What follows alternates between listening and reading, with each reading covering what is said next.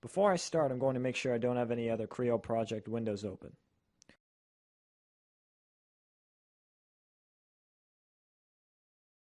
Here I have a basic assembly line with various machinery and objects in the environment. I begin by selecting the Manikin tab on my ribbon, then clicking the Insert Manikin button. A dialog box appears. The first reference I select will be where I want my Manikin to stand. This is done by left-clicking in that spot.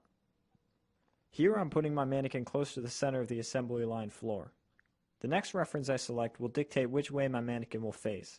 This is also done by left-clicking.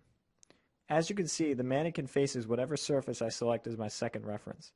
I'm going to accept the Manikin's current position by clicking OK.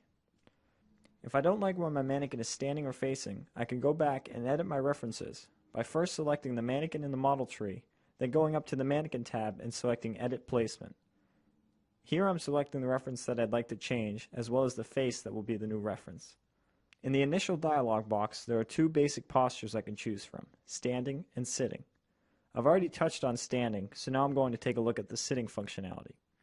First, I'm going to import another Manikin into the model tree, but this time I'm going to check the option labeled Sitting in the dialog box. If I select the bottom face of the chair next to the assembly line, the Manikin will now be in a seated position adjacent to the chair. As with the standing Manikin, the next reference I select will be which way I'd like the Manikin to face. Here I will select the wall behind the Manikin. This will result in the Manikin facing that wall. To turn the Manikin around, I'm going to click the flip option to the right of the Select Reference To button. My Manikin should now be in a sitting position on the chair and facing forward. Manikins are useful tools for assessing the size and scale of an object in Creo. They include more complex functionality